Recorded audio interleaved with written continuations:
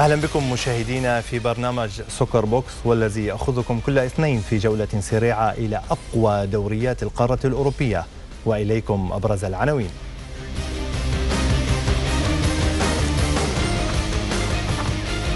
ريال مدريد يفعلها ويتوج للمرة 11 بذات الأذنين. ليستر سيتي في إنجلترا يصنع المعجزات. بايرن ميونخ يتوج للمرة الرابعة على التوالي في البوندسليغا، ويوفنتوس للمرة الخامسة في إيطاليا، وبرشلونة يهيمن على الليغا.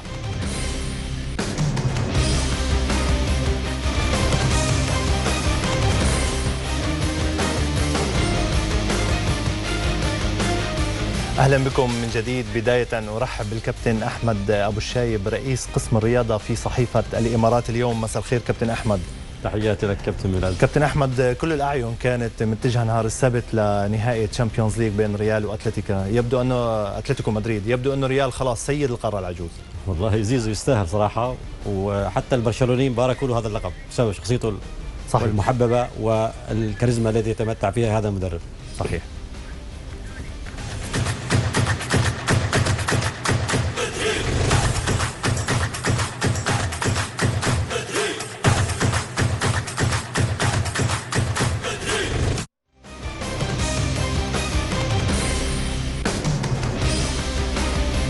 عاشت القارة العجوز أصدقائي نهار السبت الماضي على وقع نهائي دوري أبطال أوروبا اللي توج فيها ريال مدريد على حساب أتلتيكو في مباراة دراماتيكية. عم نشوف صور من احتفالات ريال مدريد الأخيرة كابتن أحمد، عم نشوف صور هاي بالعاصمة مدريد.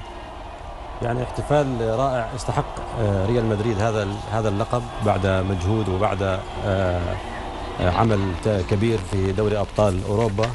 هناك من كان يعتقد بأن ريال مدريد سيكون يستعصي عليه هذا اللقب، كونه سوف يواجه فريق بحجم وقامة أتلتيكو مدريد، هذا الفريق الذي تطور في آخر سنتين وبدأ يلعب كرة مختلفة عن السنوات الماضية. يعني في السنوات الماضية كان يقول عن أتلتيكو مدريد بأنه هو فريق غير ممتع في كرة القدم ويلعب فقط بطريقة دفاعية، لكن في هذا الموسم شاهدنا فريقا آخر، شاهدنا فريق يلعب دفاع جيد، يلعب هجوم جيد، يلعب كرة شاملة، يلعب بشكل مميز. وبالتالي كانت هناك توقعات كبيرة بأنه ريال مدريد لن يحصل على اللقب، لكن ريال مدريد فاجأ الكل واستطاع أن يطوع هذا اللقب الذي هو معتاد عليه. صحيح. ولكن أصدقائي، قبل الدخول في تفاصيل حلقتنا ينضم إلينا عبر الهاتف الكابتن هاني سكر، مسؤول الملف الألماني في يوروسبورت. مساء الخير كابتن هاني. كابتن ميلاد، مساء الخير الكابتن محمد، كل الأخوة المشاهدين. كابتن هاني، خليني بلش معك. إذا بدنا نعطي عنوان عريض للنهائي الكبير كان بسانسيرو. طبعا النهائي الكبير هو يعني مثل ما تحدثنا نوعا ما الأسبوع الماضي، نحن قلنا بأنه النهائي ما راح يكون هو مباراة ممتعة، هذا ما حدث فعلا. طبعا الشيء اللي لفتني هو أكثر شيء بالنهائي هو هدوء زيدان، صبر زيدان، قدرته على التعامل مع مراحل نهائية. بعتقد فينا نقول هو تفاصيل زيدان، يعني الصبر اللي اعطاه زيدان بالمباراه والهدوء ومعرفته التعامل مع المباراه هو يمكن كان العنوان الانسب. زيدان هو العنوان الكبير لدوري ابطال اوروبا هذا الموسم، اذا بدنا نقول انه هو العنوان لمجمل الموسم الاوروبي هاي السنه زيدان. صحيح. كابتن احمد، يبدو انه زيزو انقذ الموسم. شفنا زيدان عمل اجى ترقيعه مثل ما بيقولوا بعد بينيتيز، بس قدر يحصل على لقب اغلى الالقاب دوري ابطال اوروبا. هل راح يكفي زيدان بمشروع ريال مدريد؟ نعم، يعني زيدان كان هذا اللقب مهم جدا لزيدان بأنه يحصل على دوري أبطال أوروبا بعد خروجه من بدون لقب دوري، وبعد المشكلات التي مر فيها ريال مدريد. وريال مدريد الكل يعلم كان يعاني في بداية الموسم وكان بعيد عن التتويج في لقب الدوري، ولكن حصلت الإثارة في آخر أيام وابتعد ولم يحصل على لقب الدوري. وبالتالي هذا اللقب دوري أبطال أوروبا كان إنقاذا لزيزو وإنقاذا لسمعة ريال مدريد بشكل عام. صحيح. وفرض بأنه بالفعل الكبير كبير، بالفعل أنه هذا ريال مدريد فريق كبير استطاع أن يحصل على البطولة الكبيرة، وترك جماهيره، يعني لم يترك جماهيره بدون فرحة في آخر الموسم، ووضعهم أمام فرحة كبيرة جدا، واستواجهم بدوري أبطال أوروبا كان ينتظرها جمهور ريال مدريد. شكلك كابتن احمد من مشجعين ريال. والله برشلونه. منصف بس. طيب كابتن، الخساره شو راح تاثر على اتلتيكو؟ يعني شفنا اتلتيكو لعب نهائي 2014 2016، شيء محبط يعني انه يلعب نهائيين وسيميوني من لا شيء عم يعمل فريق. بس هذه السنه غير، يعني صراحه اتلتيكو مدريد انا شاهدته في هذا النهائي فريق مختلف عن ما شاهدته السنه الماضيه وما قبلها. الان الفريق بدا ينضج بشكل افضل، بدأ يفكر بطريقة أبطال. يعني لاحظنا يعني كان لما خسر في السنوات الماضية كان الخسارة بالنسبة لأتلتيكو مدريد كانت عادية. صحيح. لكن في هذا الموسم كان هناك بكاء، كان هناك حسرة على اللقب، لأنه كان أتلتيكو هو المرشح الأكبر بالضبط. يعني أخرج فريق بحجم برشلونة حامل اللقب، أخرج بايرن ميونخ ولعب مع كبار أوروبا. الكل اعترف بهذا الفريق، الكل يعني جوارديولا قال أفضل فريق في أوروبا هو أتلتيكو مدريد. بالفعل هو فريق كبير جدا، وبالتالي أنت مرشح للقب ومرشح بأن تكون أفضل فريق في أوروبا، والآن أنت خسرت اللقب. الآن الوضع مختلف. أعتقد أتلتيكو مدريد سيكون له كلمة مختلفة في الموسم المقبل، ولا أعتقد أنه تأثر عليه، بالعكس ستخلق منه فريقا آخر وستجعله فريق يعني منافس والآخرين يخشون منه في المباريات. نعم، عم تعطينا معنويات. كابتن هاني، هل سنشاهد رحيل سيميوني بعد هاي الخسارة، خاصة أنه تصريحاته بعد اللقاء كانت محبطة جدا؟ فعلا كابتن سيميوني واضح كان الإحباط عليه مباشرة بعد المباراة.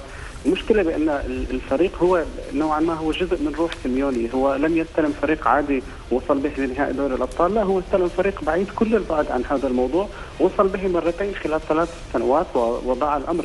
صعب على أي مدرب بأن يوصل فريق إلى أكثر من هذا. صعب بأن تلعب مع ذاك الفريق وتصل 3 أو 4 مرات إلى نهائي دوري الأبطال، حين سيتحول الأمر إلى إعجاز، سواء كان مع أي نادي. صحيح. إن كان الأمر مع أتلتيكو مدريد.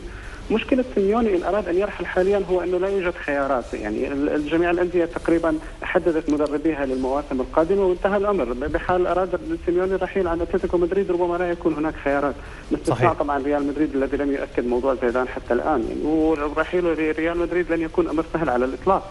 صحيح. مشكلة سيميوني الثانية هي أننا نعرف دائما المدرب اللاتيني مدرب عاطفي، هو دائما يتأثر بما يحققه، سواء إن حقق إنجاز كبير هو يتأثر أو إن حقق خيبة. الآن سنشاهد سيميوني بعد الخيبة، لأن الخيبة أصبحت كبيرة. ماذا سيفعل؟ أعتقد الموسم القادم سيكون مهم جدا لنعرف مستقبل سيميوني. صحيح. كابتن هاني، خلينا نروح سوا أنا وياك والكابتن أحمد والمشاهدين لنشوف سيميوني بعد اللقاء شو قال تماما. Bueno, primero ante todo felicitar al Madrid. أن تخسر النهائية مرتين أمر مؤلم. أولا يجب أن نهنئ ريال مدريد، مرة أخرى كانوا أفضل منا، وهذه المرة بركلات الجزاء. أود أن أهنئ خصومنا على الفوز بالكأس، إنه تاريخ طويل، ومن الواضح لدي أنه لا أحد يتذكر صاحب المركز الثاني. الهزيمة في نهائيين هي إخفاق، علينا أن نتجاوز هذا وأن نداوي جراحنا. هزمنا برشلونة وبايرن ميونخ. بصراحة أنا أحب لاعبي الفريق، ومن الواضح أنهم قدموا كل ما لديهم، ولكن شيء محزن أن تقدم كل شيء ولا تفوز.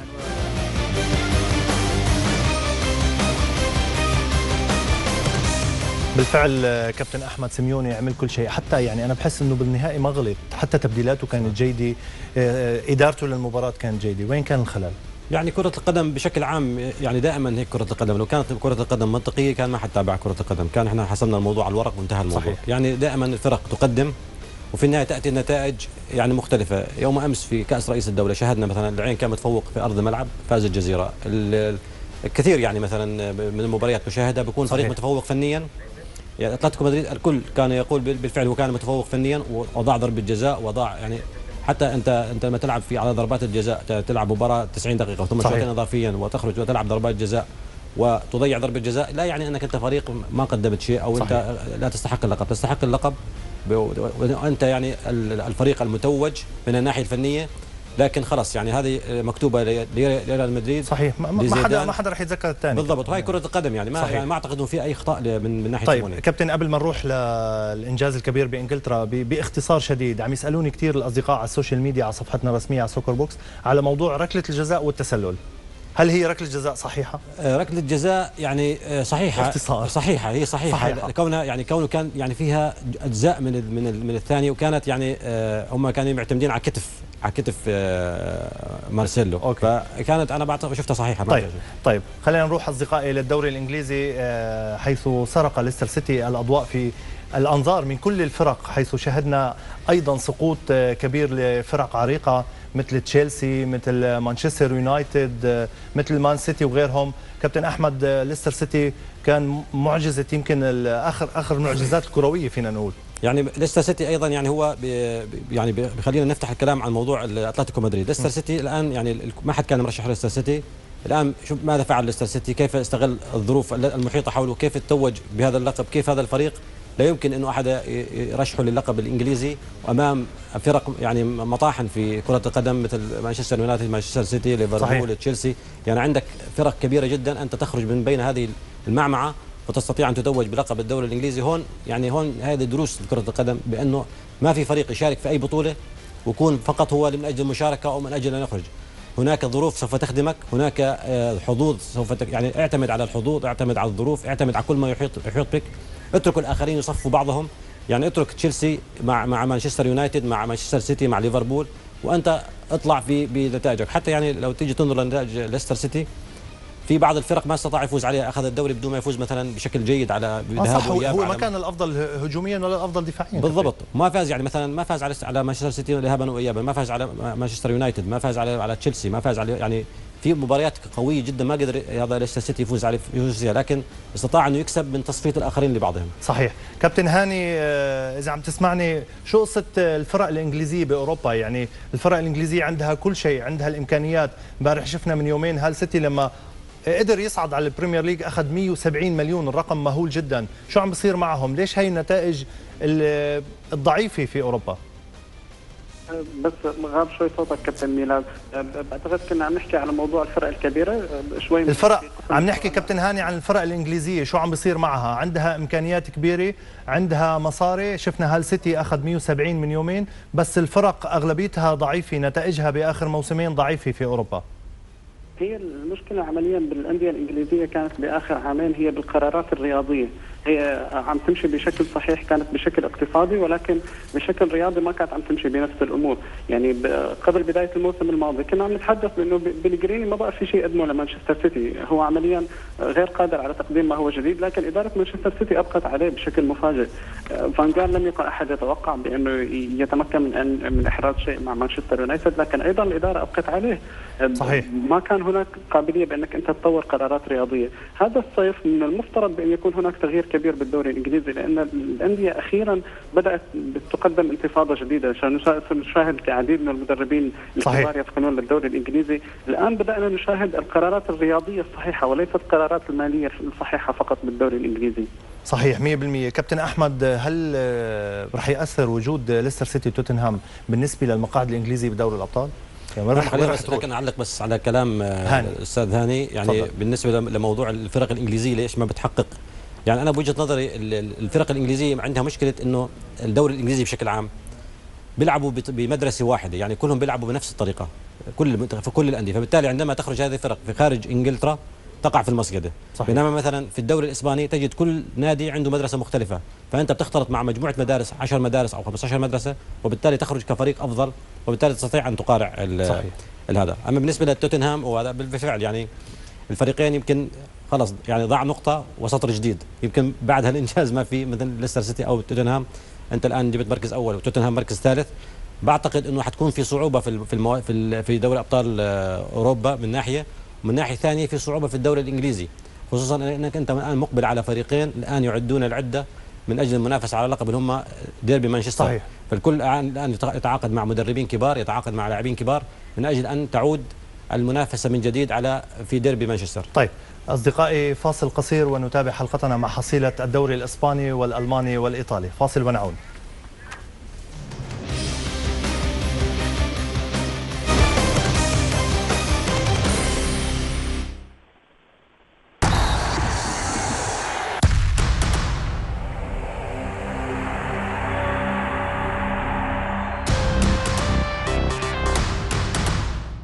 ملك تايلاند بنسخته 44، الحدث الكروي 40 الكروي الأفخم والأعرق في العالم والمستمر حتى يومنا هذا.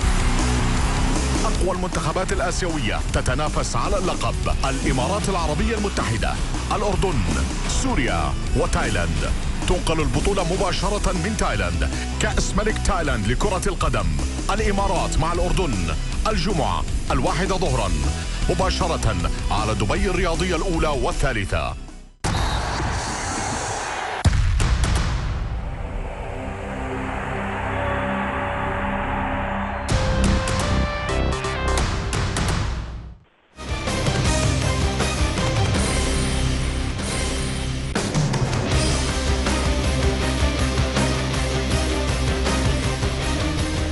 أهلا بكم من جديد. عاش الدوري الإسباني أصدقائي هذا الموسم تناقض كبير، فبعد أن كان برشلونة متفوق بفارق كبير من النقاط، يمكن وصل ل10 نقاط، رجع ريال مدريد وأتلتيكو مدريد ضيقوا الخناق عليه، لكن برشلونة في النهاية كابتن أحمد قدر يتوج باللقب بفضل ثلاثية سواريز إذا بنتذكر بالمباراة الأخيرة. برشلونة يعني لما كان في فارق كبير في 13 نقطة وصل بينه وبين أتلتيكو مدريد وبين ريال مدريد، كان هناك حالة من التراخي للاعبي برشلونة، شعروا انه الدوري خلاص يعني صار مثل موضوع بايرن ميونخ في المانيا، صار في هناك حالة من التراخي. لعب مباراة مع فياريال، كانت هي مباراة انا بعتبرها المباراة الفاصلة او هي الحدث الاكبر في الدوري الاسباني لهذا الموسم، عندما تعادل معه كان متقدم بهدفين وتعادل معه 2-2، وكان هناك تألق لحارس فياريال، وانا سميت هذا الحارس هو الذي غير خارطة الدوري الاسباني. لولا هذا الحارس الذي تصدى لمجموعة كبيرة من هجمات برشلونة لو استطاع برشلونة التسجيل لما أصبح الدوري الإسباني. طيب كابتن أحمد، بما أنك فتحت سيرة فياريال، وين راح نشوف فياريال؟ يعني قدم موسم جدا جيد فياريال. احنا قلنا يعني الدوري الإسباني بشكل عام كل فريق بيعطيك مستوى مختلف عن الفريق الآخر، إن كان فياريال أو إشبيليا أو أتلتيكو أو ريال مدريد أو برشلونة. فياريال يعني فريق مميز من الناحية التكتيكية، لكن مشكلته عنده هو التذبذب في النتائج، يعني مرة بتحصله يفوز على برشلونة، مرة بتحصله يخسر مع برشلونة، مرة بتحصله يفوز على ريال مدريد، يعني فاز على ريال مدريد ورد خسر مرة ثانية. فبالتالي يعني هذا الفريق يعني لا تستطيع انك ان تقيس اداؤه بشكل كامل لبطولة كاملة. يمكن اذا بيشارك في بطولة كأس او في بطولة قصيرة ممكن يؤدي اداء افضل مما يشارك ببطولة طويلة الامد، وما بيكون عنده نفس طويل، ممكن ما عنده دكة بدلاء قوية. صحيح. من ناحية صحيح. كابتن هاني، شفنا انريكي بالفترة الأخيرة عاش ضغوط معينة، هل ممكن نشوف بعد تتويجه بلقب الليغا، بس شفنا خسارات كبيرة وخيبات امل كبيرة، هل ممكن نشوف مشروع انريكي عم يستمر مع برشلونة؟ وشو المراكز اللي محتاجها برشلونة بالصيف؟ هو مشكلة مشروع انريكي بانه ما عاد يقدم اي جديد، يعني شاهدنا برشلونة بالموسم الماضي كان عامل منظومة ممتازة، لانه الثلاثي كان ببداية عطائه سوية، كانوا ببداية تحركهم مع بعض، لهيك كنا عم نشوف في روح كبيرة بالفريق، لكن تدريجيا انت لما بتحافظ على نفس الاسماء ونفس اللاعيبة من موسم لموسم بشكل طبيعي الرغبة والحماس لتحقيق الالقاب ونوع من الملل هو راح يبلش يظهر على الفريق. برشلونة دائما بحاجة لتجديد، مشكلة برشلونة بانه دائما لما بيلاقي في مجموعة عم تنجح بحافظ عليها لأطول وقت ممكن، انت دائما بحاجة لتدخل عنصر او اثنين لحتى يحدث التغيير. هذا اللي صار لما برشلونة انتدب نيمار وبعدين انتدب سواريز. حاليا برشلونة بحاجة بالدرجة الأولى لمهاجمين بدلاء، يعني انت ما رح تقدر طوال الوقت تعتمد على هذا الثلاثي، انت بحاجة لبعض التغييرات من وقت لآخر، بحاجة انك تريح هؤلاء اللاعبين حتى ما تعرض للي تعرضت له بهذا الموسم.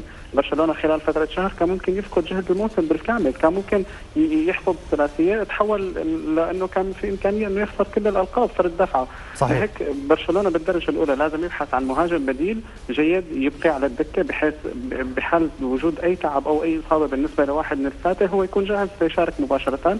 طبعا برشلونة بحاجة للاعب كمان بالوسط، لاعب بدنيا قوي يكون موجود لجانب إنيستا وبوسكيتس حتى يساعد الفريق أكثر. على مع أنهم كابتن هاني مع أنهم تعاقدوا مع أردا توران، بس يمكن ما لبى الطلب أردا توران، غير موفق ابدا بالنسبه لبرشلونه. مشكله اردا بانه هو بعيد نوعا ما عن برشلونه، الفارق بالاسلوب بين اتلتيكو مدريد وبين برشلونه كبير جدا، كانت مراهنه كثير صعبه بانك تاتي بلاعب مثل اردا توران. باتلتيكو هناك الاسلوب الدفاعي، الهجمات القليله المرتده، ببرشلونه انت بحاجه لتنقل لاعب وتحضر هجمات، هذا الشيء بعيد جدا كان عن اردا توران.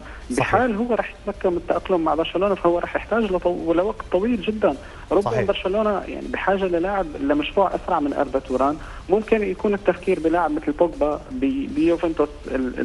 حالة تنقل الكرة بالنسبة لهم جيدة، بوجبا بيقدم حلول هجومية جيدة جدا، رح يكون خيار مناسب جدا لبرشلونة بحال تم التعاقد. صحيح كابتن هاني. أصدقائي بنروح سريعا لألمانيا اللي عم تشهد سيطرة كبيرة من بايرن ميونخ، حيث قدر البافاري أنه يتوج للموسم الرابع على التوالي في البوندسليغا وسط فرحة كبيرة كابتن أحمد، ودموع لبيب غوارديولا، دموع الحسرة، يمكن لأنه وجهت له انتقادات كبيرة. بس السؤال اللي بيطرح نفسه كابتن أحمد، قدوم أنشيلوتي شو راح يضيف لبايرن؟ بايرن مسيطر بألمانيا، مسيطر بأوروبا حتى، يعني شو راح يضيف أنشيلوتي؟ يعني مثل ما قدم غوارديولا لما جاء إلى بايرن ميونخ كان نفس الشيء، كان متوج ب5 ألقاب، والناس قالت ماذا سيفعل غوارديولا لبايرن ميونخ. بايرن ميونخ الآن يعني وصل لسدة كل شيء، فهو يريد أن يحافظ على هذا المستوى فقط. يعني أنت تحافظ على حضور هذا الفريق في دوري الأبطال، تحافظ على حضوره في الدوري الألماني، تحافظ على حضوره في كل الأماكن التي يشارك فيها فقط لا غير. يعني لا يريد بايرن ميونخ أكثر من هذه المعجزات. الآن بايرن ميونخ يعني نادي هو طريقة تفكيره مختلفة يمكن عن طريقة تفكير جميع الأندية الألمانية والأندية الأوروبية بشكل عام. يعني نادي يفكر أكثر بدأ يفكر حاليا بالمنظور التجاري أكثر من المنظور اللي هو الفني، كونه الآن يعني لديه قاعدة كبيرة من رجال الأعمال الذين يدعمون مجلس إدارته، وبالتالي هو أعتقد هو بيتجه دائما للأمور الاقتصادية، كونه الآن يرى ريال مدريد وفرق الدوري الإنجليزي الآن تنافس على العقود وعلى الرعايات وعلى هذا، وهو الآن بعيد عن هذه الموضوعات. خاصة أن البوندسليغا كابتن أحمد صارت سوق لباقي الفرق الإنجليزية. كابتن هاني، في سؤال كتير مهم بالنسبة لدورتموند. دورتموند شفناه السنة منافس قوي، منافس شرس حتى بالدوري بالساحة الأوروبية مع توخيل. هل فينا نقول أنه دورتموند كسب خبرة كبيرة وممكن نشوفه الموسم القادم عم ينافس أكثر بالنسبة لدوري الأبطال أو حتى بالنسبة للبوندسليغا؟ فعلا هلا من المفترض من حيث المنطق بانه نشوف بالموسم القادم دورتموند افضل حتى من هذا الموسم. المميز بتوخل هذا الموسم انه كان عم يتعلم من اخطائه، كان هناك بعض الاخطاء الموجوده بالذهاب تدارك ببدايه الاياب، حدثت بعض الاخطاء الاصغر الاخرى تدارك بنهايات الموسم. توخل قدم موسم جميل. الجميل بهذا المدرب بانه هو مرن بالغايه، يعرف دائما كيف يصلح الاخطاء، يعرف بأين يضع اللاعب بحيث يقدم افضل ما لديه. جنتر على سبيل المثال لم يكن احد يتوقع بان يلعب كظهير ببدايه الموسم، لكنه لعب واجاد وابدع. مختريان قدم موسم رائع. مختريان حاليا تمكن من صناعه 15 هدف بالدوري، هذا رقم لم يحدث في دورتموند منذ اكثر من 40 عام. ومختريان طلب من اداره النادي بان تضع بعقده الجديد مع عقد التمديد بالنسبه لمختريان، شرط يقول بانه طول ما توخل هو موجود بالنادي انا لست بحاجه لشرط جزائي بالعقد، بحال رحل توخل انا مستعد بان ارحل عن النادي مباشره. هناك حاله عاطفيه ممتازه بين توخل وبين لاعبيه، وهذه الحاله الفنيه التي يعمل عليها المدرب. المهم بان النادي حاليا يعمل بسوق الانتقالات للحفاظ على اكبر عدد ممكن من النجوم، نجح تقريبا بالحفاظ على مختريان، قريب جدا من الحفاظ على اوباميانغ ورويس. تعويضهم ستكون المساله الاساسيه، تعويضهم جوندوغان تم تعويضه مباشره لان جونزالو كاسترو يقدم موسم ممتاز. دورتموند عليه بان يحافظ على مشروعه بان لا يخسر الكثير، ومع توخيل هو قادر على تحقيق الافضل. هاني، قبل ما نروح للدوري الايطالي ونشوف افراح يوفنتوس، بس في سؤال خطر ببالي. شالكي وعدنا كثير بالموسم الماضي انه يقدم كرة قدم جيدة. شو بتقرا من تعيين كريستال هايدل اللي هو المدير الرياضي الجديد لشالكي؟ فعلا تماما كابتن، هذا سؤال مهم وجميل.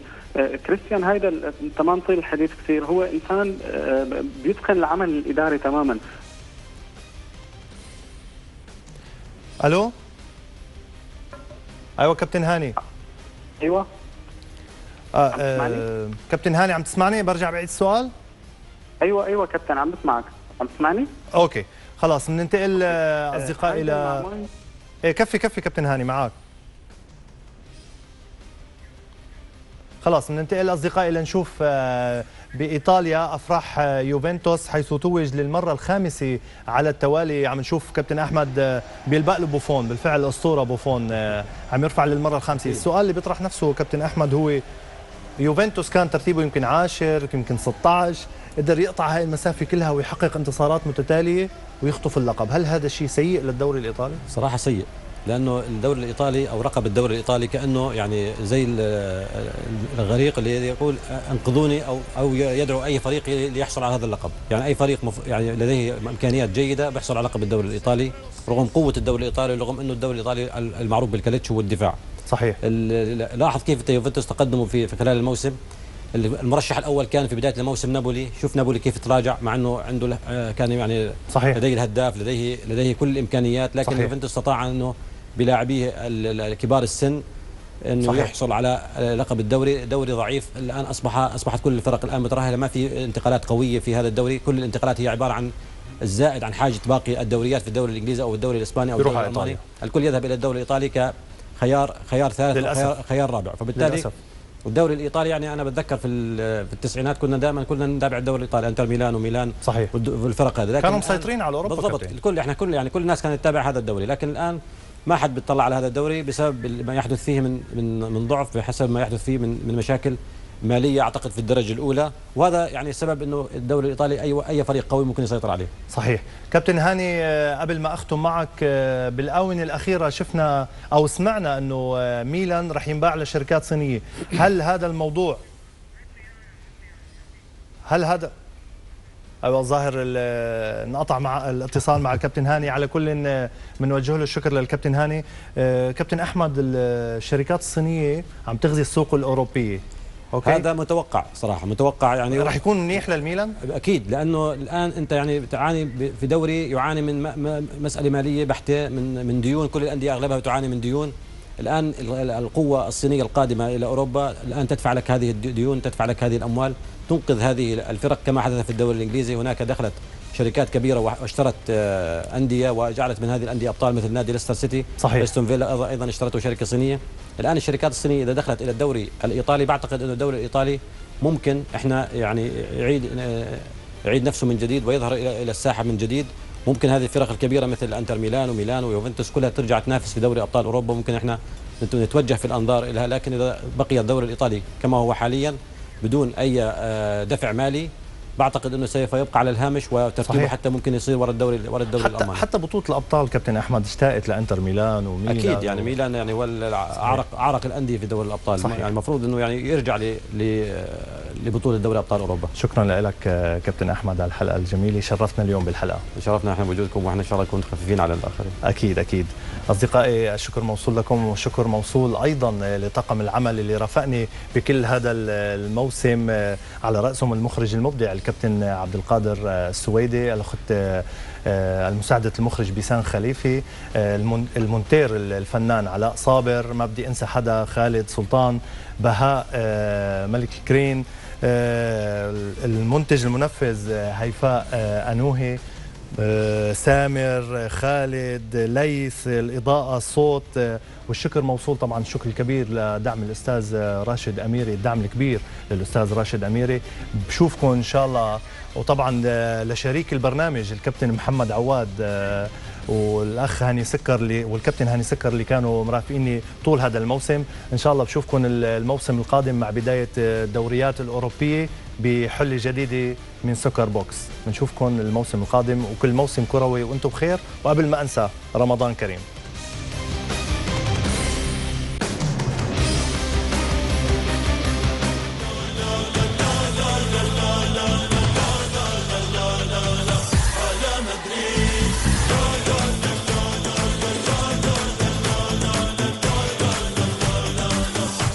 Madrid.